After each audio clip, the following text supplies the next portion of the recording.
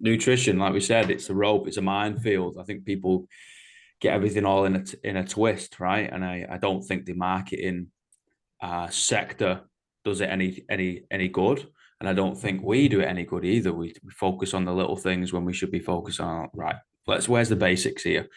So, Chief, Yeah. where do we start?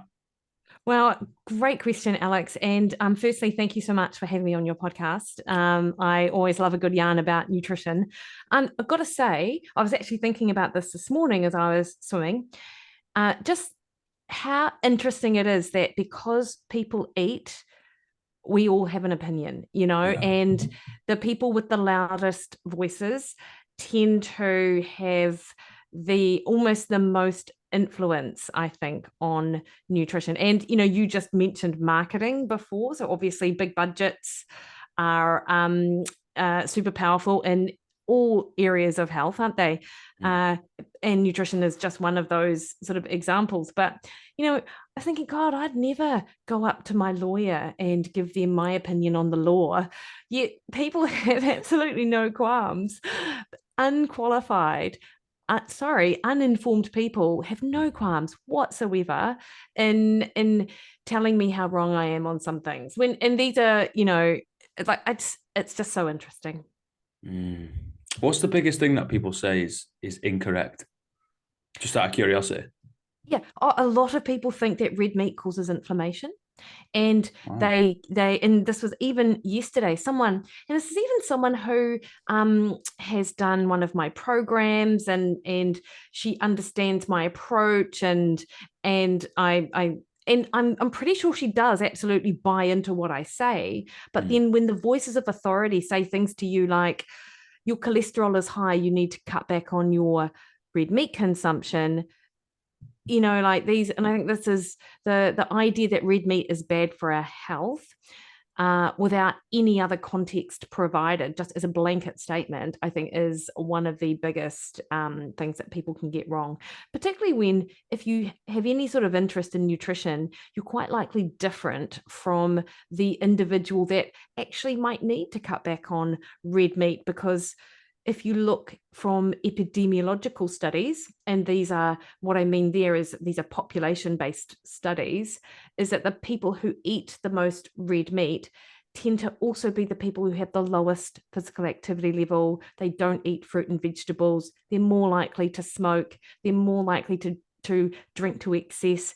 And that red meat is more likely to come in between a white bread bun with Mm. fries and a soda on the side, which is quite different probably from anyone who has any sort of interest in nutrition. So and that sort of riles me up a bit, Alex, to be honest, because on the other, not on the other hand, but in addition to this idea that we need to cut back on red meat, it's always opportunity costs when it comes to nutrition. When Yeah. you cut out such a nutrient dense food that brings with it protein and iron and zinc and B12 and carnitine and creatine and cholesterol, which is important for your health, Mhm. what do you eat then? Grains, breads, cereals, like it's just, it's these are the things that I think about on an everyday basis. And I never tire of it. I love it. And I think I'm on a mission to ban cereals. Oh, yes. I think I think we've all come into agreement here. For a breakfast, we wouldn't snort a line of cocaine and then go to work, right? That's probably not going to be the greatest thing for us to do. So why are we giving No. kids this bowl full of sugar? I know. And, it is interesting. And I was having a chat to someone about this the other day, because I had a bit of a revelation a few months ago that if I added a side of air fried chicken alongside my smoothie at breakfast, it was just so good for my hunger and my Yeah. appetite. And yet, when I suggest that to people, it's that they almost do like a backflip in a what? Chicken?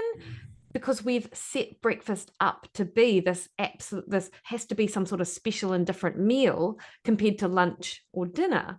Whereas, that's such a societal construct that's been created by big food, if you like, that now we just, these are just the accepted norms. So to have something like chicken for breakfast is like out of the ordinary. Now, obviously, this is not everyone because we're all different, but it's just that, how we start the day really impacts on how we feel and how much we eat for the remainder of the day. And if we don't get that right, then it absolutely has implications for those things that I just mentioned. If someone is listening to the adverts, is a little brainwashed, think of a better word, but pretty much is, right?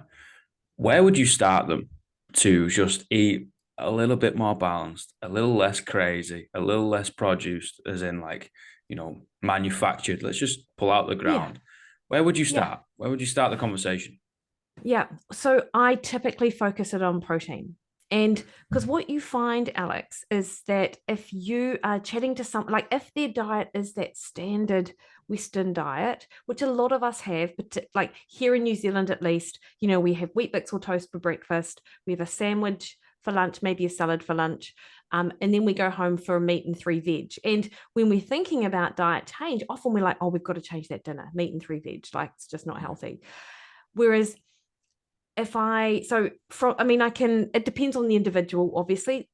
Some people are really happy to do a complete overhaul, but actually, instead of focusing necessarily on taking things out of their diet, we just look for ways to put things in and to redistribute protein so you have more earlier in the day. And probably you have more protein as well, because most people need more.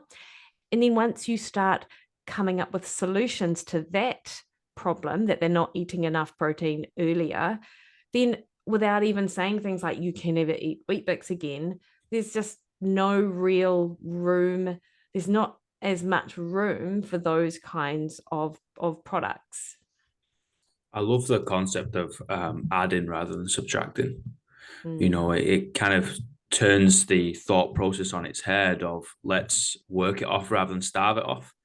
We've all heard about those. Let's just slice it in half and go on 1,000 calories a day and you'll lose weight. Like, yeah, you will. Yeah, you're also going to crash. Yeah, totally. I came up with I didn't come up with it, but I thought about it the other day, because a lot of like what's super unpopular right now in nutrition is the idea that you have to earn your calories. And I understand that. We don't want to set it up like, it's almost the opposite of, if you eat your peas and carrots and you get dessert. But it's sort of like it's unpopular to suggest that you've earned your bagel because you did your CrossFit session or whatever. However, I just think there's real merit in doing a hard out session, whatever that looks like for you, and then you feel really good and satisfied about having the things that you enjoy, rather than just having the things that you enjoy. I don't know. I came up with burn and earn. Like this was after we were, this was just after we were doing some hike / run over in a national park, and then we went to a brewery and got our, I like breweries, I like beer. And we had like a paddle of beer, and I'm like, oh, I really earned this beer. And I'm like, that mentality, I get so told off for that mentality, but that's sort of how I feel about it. I'm right there with you. I've been calling it chow PT since, God was a lad. Basically means you got to do work before you get your chow, and I think that's the way our psyche works. We have to earn it, and then you feel way more satisfied. You feel fulfilled, right? Like, yes. oh, okay, I've done a hard day's work. I've earned my Netflix show.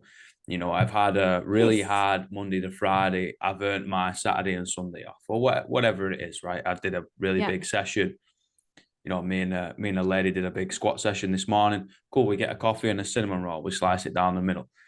Man, get in it. Get involved. Like you've earned it. You've worked hard, right? Yes. What's the Kiwi saying? Work hard. It's the mahi or something. Fuck. Oh, what do the mahi? Do the mahi, get the treats. That's the one. Oh.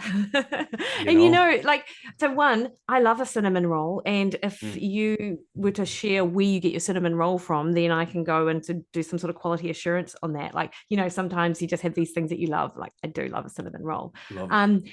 And two, I like that you guys shared that treat, because I think there is something to be said for enjoying small amounts of the things you love as well, because that actually just makes you feel a whole lot. It can make you feel a whole lot better too, because you're still getting some of what you want, but largely you're getting a lot of what you need. And I think that can be a really satisfying way to look at it too. Love that. Feeds the soul, right? But Yeah. I think we need to do a good job of self-awareness is never a wrong place to start, right? It's, if you know yourself, things are going to get a hell of a lot better. Yeah. And if there's certain things that I know for a fact with me, I've got a couple of things. One is cereal and two is chocolate raisins. Weird combination, I know. But if I open one of those two, I can't stop. It's like a kid on Christmas, and I'm an absolute addict. So it's like, okay, cool. They're just not in the house. Yeah. You know? And do you know what? Like, I think so there's this prevailing message as well that I see a lot on social media, that you shouldn't ban foods because it creates this restrictive mindset, and then it's just going to have the opposite effect, and you're going to end up binging, and that sort of narrative. Whereas I agree with you, Alex. Know yourself. And there are foods that trigger appetite, and then there are foods that buffer appetite. And the ones that you just described, chocolate raisins, it is a bit strange. Cereal, I understand totally. Like it's like that Pringles ad. Once you pop, you can't stop. Yeah, goddamn But Pringles. So how I suggest that people people come at this is, like, one, it doesn't matter how virtuous you are in this nutrition space, most of us will always have foods like that. We just know that it's just not a good idea to have around. So one, you're absolutely right. Know yourself. Two, if you do have other foods that you like, it can be a really good idea to categorize these foods. Like, the foods that you love, are they buffer foods or are they trigger foods? And then if you're wanting something which you really love, and even though you sort of veer towards the foods that might trigger your appetite, instead choose something on that buffer side, something that you can enjoy a small amount of, but not feel the need to then go and consume the entire lot. So, foods that actually buffer your appetite rather than trigger your appetite. You're still getting something of what you love, but you're actually recognizing that, hey, this is your kryptonite. This is just not a good idea for you. It's just like, I think most people are addicts. Some are more severe than others, right? And it's just like, if you were an alcoholic, you're not going to have booze in the house. Yeah. If I'm an addict to sugar, all right, yeah, or I'm just an absolute fiend for it, right? Maybe I'm not completely addicted. Maybe we don't like labels. Okay, cool. We'll stop with the label. Maybe you're just a fiend for sugar. Don't have it in the bloody house. Yeah. Do it's so interesting how controversial the idea of food addiction is, actually.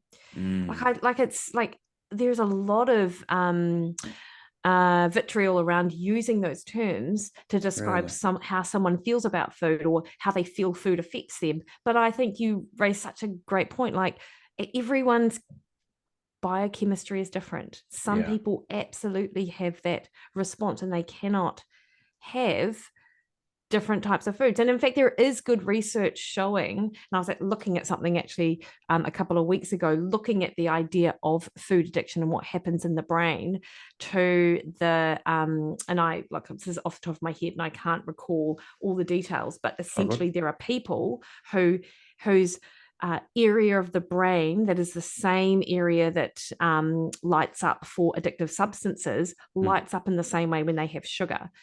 So I 100% agree with the concept that there are just some people are more susceptible than others to that, for sure. 1,000%. And, there's an entire industry. I know it's over in the States. I'm not sure about any other countries, but there's an entire industry to make food more addictive. Oh, yes. Like, like 100%. Let's strip all the fiber out of it so we don't feel as satiated, right? Yeah. And let's stick a load of sugar in it and then a little bit of artificial sweetness so it tastes a little bit better. And you're going to want more and more. And guess what? Then you're going to pay more and more. And it's like, yes, it's an entire industry. Like, why are we just because somebody might get their feelings hurt? I was like, no. Like, I think we need to wake up and smell our own coffee. Like, who am I? Look in the mirror, like, oh, I'm this guy. I've got a tendency to do X, Y, and Z, which is good, and then A, B, and C, which is bad. Like, let's try and do more of the good ones and the bad ones, 51% of the time. You're like no BS, aren't you? You're like, this is just how it is. That's Yeah, I great. think Kiwis, we are not like that. Like, but I love it. Like I think it's sometimes I think people just need to be a bit more real about things, like the concept of good and bad foods. Mm, Again, in my industry, it's frowned upon to have the opinion that there are good and bad foods. But actually, they're just, there are just some food products out there that have absolutely no redeeming features at all. mm, Yet to call them a bad food is labeling good and bad. And therefore, people then associate that with a character assassination of anyone who might enjoy that food. And then suddenly you're an awful human because yeah. you have created this food fear around these certain things. And now, look, most so if you are healthy, and look, it's not like I just said I drank beer, like there are lots of things I have which people would say were not, and you'd probably go, what on earth are you eating? But I enjoy them. And like, and I'm not suggesting that everyone should eschew every single, processed food that there is, but I do think we do have to be a bit real Mm, about the idea that there are no good or bad products out there, because that is absolutely not true. mm. Yeah, just figure it out. 20%. Yeah, 80% of the time it's pretty decent. 20% you do what you want. Yeah. Probably don't yeah, smash like 5 pizzas a week. I had a conversation with a member a couple of weeks ago.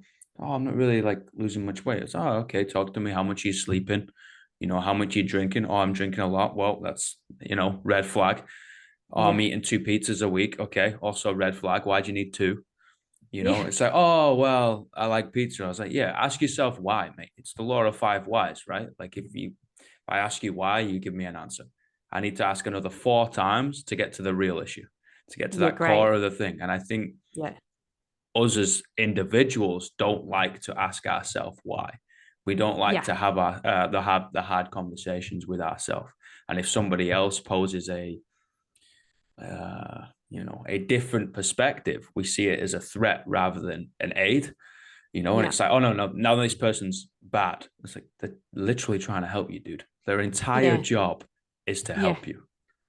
Well, it's interesting that 80/20 rule, right? Because I absolutely agree that you have to have, for people who don't have metabolic health conditions, and it's not a health issue Yep, yep. other than that they actually want to uh, ensure they remain healthy, and they just want to lose a bit of weight, that kind of thing.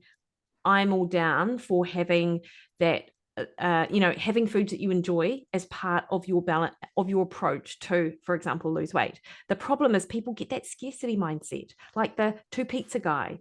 They're like, when they have a slice of pizza, they're like, well, this is the last slice of pizza I'm ever going to have. Mm.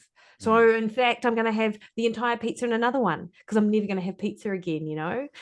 Whereas on most people, well, it's funny, a lot of people say, I've been on a diet for 15, 20 years. And I'm like, well, you actually haven't been on a diet for 15, 20 years, because we probably wouldn't be having this conversation if you had. Yeah. Isn't this, but I think that they raise a really good point, is that they feel like they have because they are either on a diet or they're so far off a diet that it's not even funny. Like they haven't actually learned how to eat in a way that allows them to maintain their weight, and that they do enjoy the foods they love, yet they are mindful of the amount that they eat. And it's not about the amount, actually. It's about how they feel. It's about Mm. really enjoying them. And then it's not catastrophizing that choice. So the next time they eat, it's a meal that aligns much more with their health goals. So Mm. I do think there are people who take that 80/20 and do, what's that saying, 80% of the damage and 20% of the time or something. But if you can take that 20% of the time and still eat to feel satisfied and not stuffed, to recognize that you could have these foods anytime you wanted because you're an adult, but Mm. you're choosing just to enjoy them because you've got other bigger goals around your health, enjoy them just a small amount of the time, then I think people would be a lot better off. I agree. But I Yeah. think what also is scary is the lack of movement in the Oh, modern person, modern man and woman. It is yes. scary as hell. Yeah.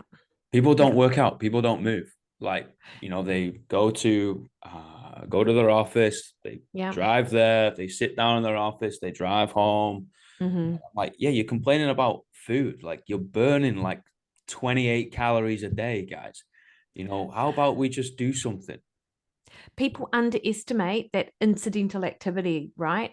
Mm. Even the people who do rock on up and have a session, and then they largely sit around for the other 18 hours of the day that they're not either in bed or having the exercise session. Like, that is an independent risk factor for cardiovascular disease and increased inflammation and everything else that comes with it, right? But you're totally right. Our whole environment is set up to be as easy as possible. And so therefore we have to be deliberate about the steps that we take. Do you work largely at home, Alex? I'm kind of And in the 50-50. gym? Yeah, Yeah. so in the mornings I work at home, I write on the computer, I do this type of stuff, I program, all that type of nonsense. And then kind of midday, I then go train, and then early afternoon, all evening, it's coaching, it's on my feet, it's not sitting down. So it's a bit of a 50 Yeah. 50 split. Yeah. Yeah, yeah. And see, I work largely from home, and anyone in my situation, like, you barely move, basically. Like, if I was to not deliberately go outside, walk around the house, walk around the streets, then I could come up at the end of the day with like 2,000 steps and easily, and you'd feel it too. Like, your energy is just so much lower. You just feel puffier, and you just don't feel like you digest your food as well, and all the rest of it. So we do have to be deliberate about it. Yeah, I'm a massive fan of people moving. Like, what I usually advise people when they come in, like, oh, talk to me about diet. I was like, how about you just come in the gym 3 times a week first? How Yeah. about we have no other conversation? I just want to see your face here for an hour, three Yeah. times a week, and let's be consistent about that. Because if Yeah. they come in, right, and they're eating like garbage, if they come in, they're gonna feel like shit because working out's Yeah. hard, right? Yeah. Yeah. And if Yeah. you're eating bad, you're gonna come in, you're gonna feel even worse. And Yeah. they end up figuring out, maybe this like greasy chicken burger in the middle of the day is probably not going to Ain't set me good. up for a good for a good session later, right? I Yeah. was like, Yeah. yeah, probably not, guys. They're like, Yeah. oh, okay. And then you start opening up the conversation that way, right? And I think a lot of things Totally. can be not completely resolved, but at least started to be resolved by just moving around. No, and do you know what? I think that this is the power of exercise, Mm. and like moving, actually having a session, anything like that, is that once people buy into the idea that they want to be doing that, it's almost like such a good anchor behavior for so many other things. Because you're so right. Like, you get into a gym, you want to feel good, so you make sure you look at what you're eating before you get to the gym. Equally, you're not going to stay up binging on your Netflix show if you know you've got a PT session at 6 a.m. in the morning. Yeah. Whereas nutrition, sometimes people think that the only thing they need to focus on is their diet, and their diet is the source of all of the issues that they've got. Like, oh, my digestion's terrible. My sleep's poor. It must be what I eat.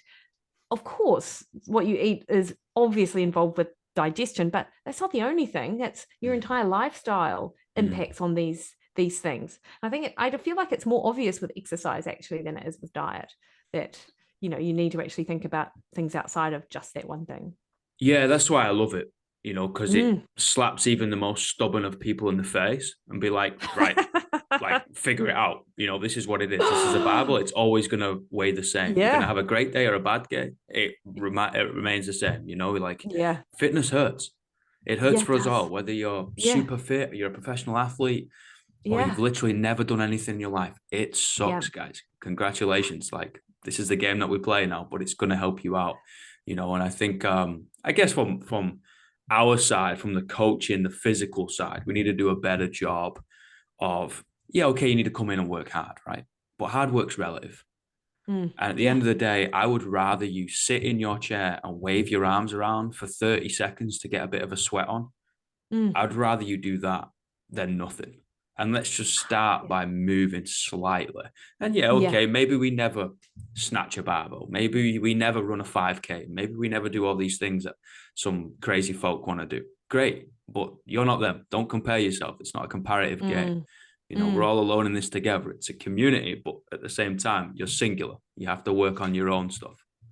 And you know what? Like when people, because obviously, so I talk a lot about exercise in my programs and stuff. And I've actually got one of my groups are going through like just a step challenge. Like, well, we I love a love step it. challenge. And the one thing which I've said to them is this is not like, it's not about getting the most amount of steps compared to everyone else. It's about improving on where you are now. So we set parameters up about improving by 10% and the rest of it.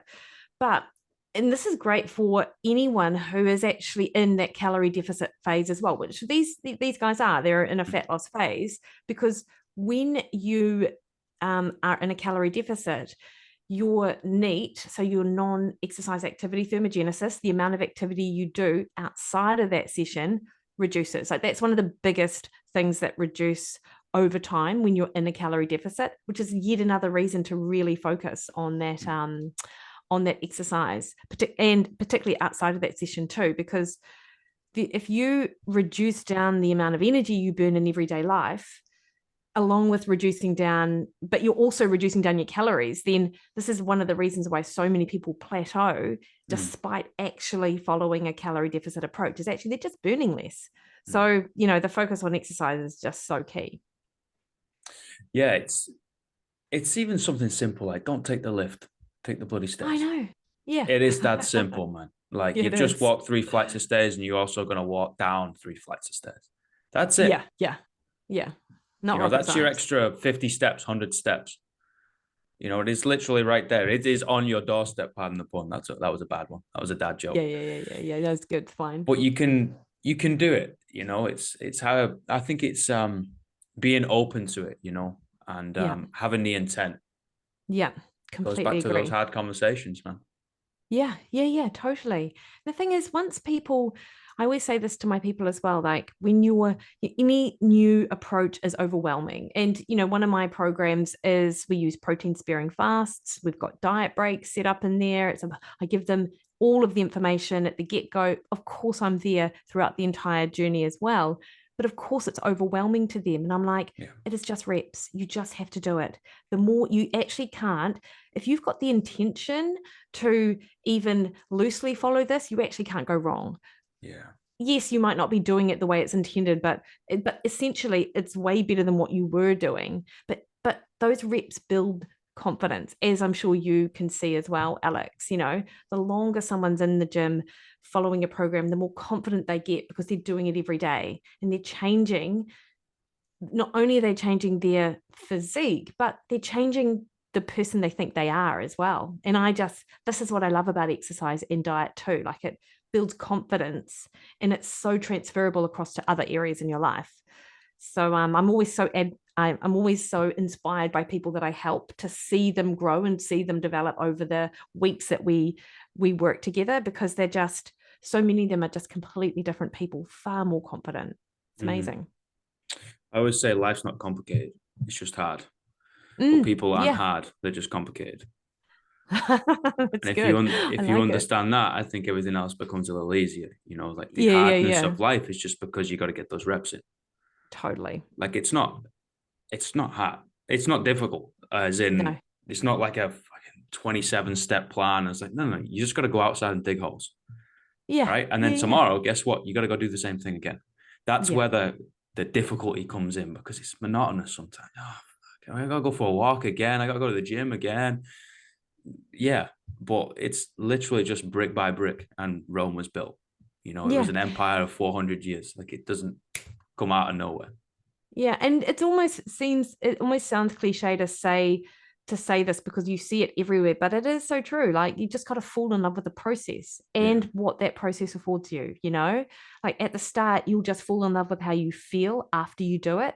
Oh But yeah. over time, you start to enjoy even the doing, not just because of how it's going to make you feel afterwards and what it's doing, but it's a constant reminder that you're building yourself. Like I just think that's so powerful. Yeah, that's a fantastic point. Like you like the way you feel. And I think a Mm. lot of us are in this chronic stage of not knowing how we feel, and Yeah, I yeah, think it translates to we have poor communication skills, right? So then we can't yeah, convey how we feel to other people. And you're like, yeah, no wonder everybody feels lonely in a group of folk. Yeah, because yeah, we don't know how we feel. So go figure that yeah, out. And then once you figure that out, go tell somebody. Yeah. yeah. And then when that happens, do the same. And guess what? There you go. Community. Bingo. Yeah, nice. I love it. I love it. Again, it's not complicated. No, not Just hard, complicated. guys. Yeah. I got 3 questions. Yep. What's the greatest piece of life advice you've ever received? Pay off your student loan. Nice. I know. It was the best. I'm like, oh, thank God. I'm so forever thankful for my friend Nikki for telling me that. What's the worst?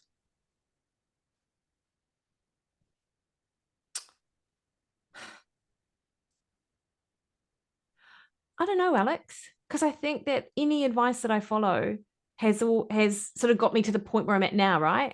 So you always learn from everything. So nothing stands out, actually. That's also very good. You know, some of them are quite funny, and then other ones like yourself, it's like, yeah, that's also fantastic. I know. So sorry, I wasn't funny. No.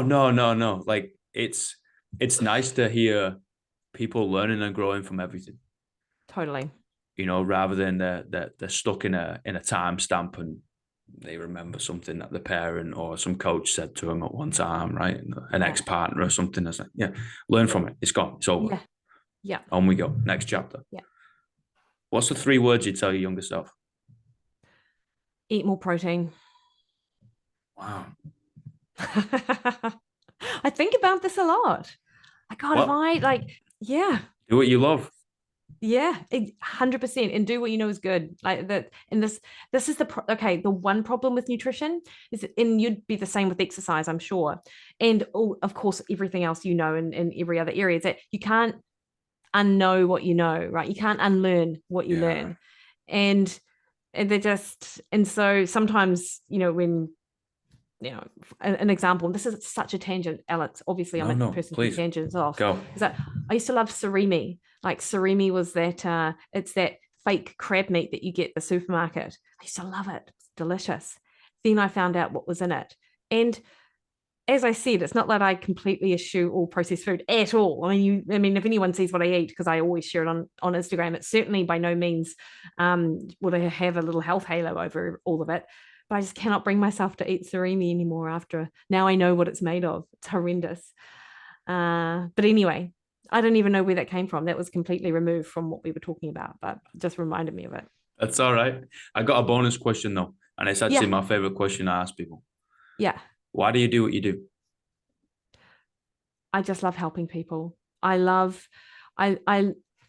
feel what I know should actually just be common knowledge. People should know this stuff. Agreed. It's not right that we are, and as we sort of kicked off the conversation, information is everywhere, and most of it is BS. Yeah. So I feel like what I know should just be common knowledge. So that's one of the reasons. And I just I'm so passionate about people's health and their well-being. And I know that what I can show them can really help in that area too. So yeah, and I'm constantly inspired by people I work with. So all of the things. Wow, that's beautiful to see, you know. And I think awesome. Yeah, people's health is going down the gutter. We're going to medication a little bit too quickly, in my opinion. Look, hey, do your thing. If that's what you want to do, go do what you want to do. But I think we're listening to one voice and just kind of jumping in the air whenever it says jump. And it's like, maybe we listen to the signals that your body's telling you. Like that is also a voice. Get to know it. It's a pain signal. Why is it giving you pain? What's happening? You know, and then make an informed decision. And if that decision is still to go left, then go bloody left. You know, but there are other avenues. It's not a one size fits all. It's not deadlifting is bad for your back. It's not cut out red meat because it's going to give me heart disease. It's how about we move a little bit? How about we eat some things that's good for us? And how about we have those hard conversations with ourselves? Totally. And I really like the idea of doing your due diligence. You know, if you've got a strong opinion about something, but you only know one viewpoint, read up on the opposite opinions on it. So you actually have a much more informed opinion. So that's the same thing with red meat. You know, it's the same thing with aspartame, same thing with the COVID response, whatever it is. You know, like if you've got a real strong opinion on it, know all sides. So then you've got a more informed one. For sure. Yeah. And if, you know, through the same process of you creating a strong opinion on one side, someone might have gone the other way. And that's all right. You know, that's Yeah, the beauty of life. We have a little bit of differences, but when you actually sit down with somebody and have a conversation, you figure out there's way more similarities than there are differences. totally. Way more. Mate, this has been an honor and a privilege. Thank you so much for joining me on a Friday morning. You are welcome, Alex. Thank you so much for inviting me. I really enjoyed it. That cinnamon roll is Bay at City Works in the centre. Okay. Thank you. I'm so going to be there. I'm telling you, mate. Get it toasted. You know, they give you some butter, they give you some salt on the butter. Oh, amazing. Job Okay, done. good. But you got to earn it first. You got to get a workout in. Burn and earn. Burn and earn. There we go. Perfect. Thank you so See you much, later. and we'll stay in touch. You have a great day. Yeah, awesome. Thanks, Alex. All right, mate. See you later, everybody.